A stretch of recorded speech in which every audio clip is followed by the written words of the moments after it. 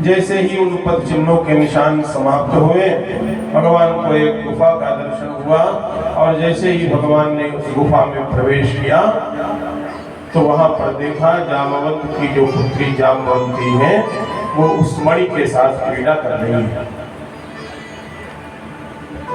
भगवान ने जैसे ही प्रवेश किया,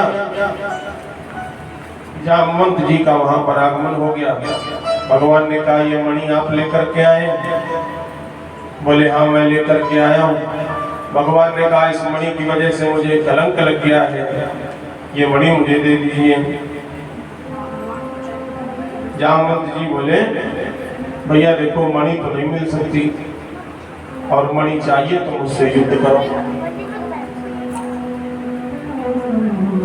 भगवान का और जामवंत जी का ऐसा युद्ध हुआ।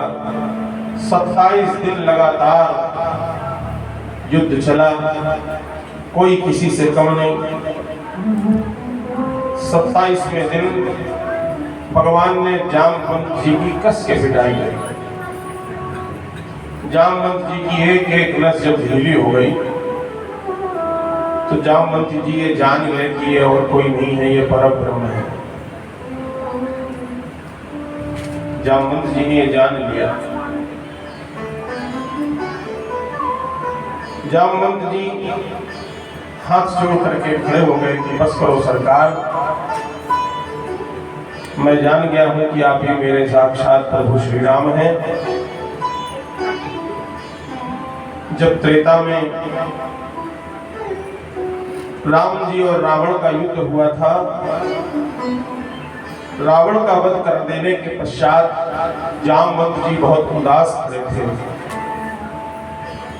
भगवान ने पूछा कि अरे भाई तुम दुखी क्यों दिखाई पड़ते हो? जामवंत जी ने कहा कि भगवान पूरा युद्ध बीत गया और इस पूरे युद्ध में मुझे ऐसा कोई योद्धा ही नहीं मिला जो मेरी टक्कर ले सके। तो भगवान ने कहा अब तो रावण का वध हो चुका है। जामवंत जी बोले कि प्रभु आप मुझसे युद्ध करो। भगवान ने कहा कि देखो मैंने मर्यादा पुरुषोत्तम के रूप में अवतार धारण किया है। जामवंत तुम्हारी ये इच्छा मैं जरूर पूरी करूंगा, लेकिन मेरे इस अवतार के प्रयोजन में नहीं।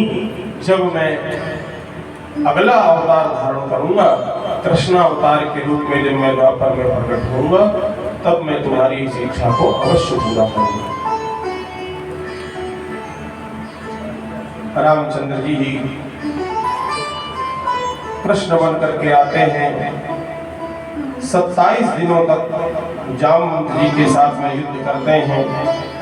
जामवंत जी के मन की अभिलाषा को भगवान ने पूर्ण किया है। भगवान ने कहा जब आप मुझको पहचान ही गए हो तो ये मणि मुझे दे दो। जामवंत जी ने कहा सरकार आप कहे तो ठीक रहे, लेकिन मैं ये आपको दे नहीं सकता। बोले क्यों? बोले जब कोई वस्तु बेटी को दे दी जाती है तो उससे वापस नहीं ली जाती, और ये मणि मैंने अपनी बेटी को दे दी। अगर मैं अपने बेटे को देता तो मैं वापस ले लेता, लेकिन अब मैंने ये मणि बेटी को दे दी है, अब मैं उससे वापस कैसे लूं? भगवान ने कहा क्या किया जाए? जामवंत जी बोले एक ही उपाय है कि आप मेरी पुत्री से विवाह कर लीजिए और दहेज के रूप में ये मणि लेकर के जाइए। भगवान ने कहा एवं मस्तु।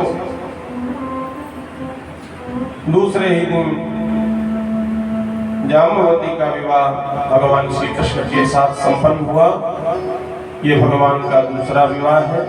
बोलिए भक्तवत्सल भगवान की। इस प्रकार जब भगवान वो मणि वापस लेकर के आए और भगवान ने सत्राजित राजा को बुलवा करके वो मणि सौंप दी, थोड़े ही समय बाद जो अपयश उसके द्वारा भगवान को दिया गया, समाज के प्रतिकार करने पर उस सत्यराजित ने भगवान के चरणों में आकर के समर्पण किया है, अपने अपराध की क्षमा याचना की है और निवेदन किया है कि हमारी बिटिया से आप विवाह कर लीजिए। इस प्रकार भगवान का जो तीसरा विवाह है वह सत्यराजित की कन्या सत्यभामा के साथ हुआ है। सुखदेव भगवान कहते हैं कि भगवान श्री कृष्ण प्रायः द्वारिका से हस्तिनापुर आया करते थे।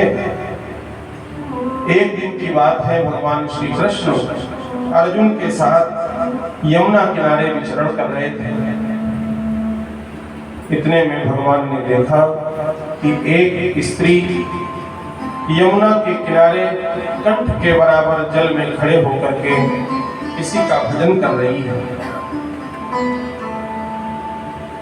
भगवान ने अर्जुन से कहा कि अर्जुन देखो ये कौन स्त्री है जो आकंठ जल में खड़े होकर के भजन कर रही है, इसका पता करो।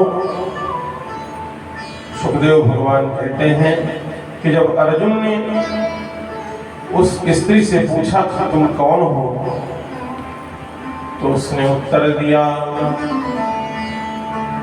अहम देवस्य सवितुर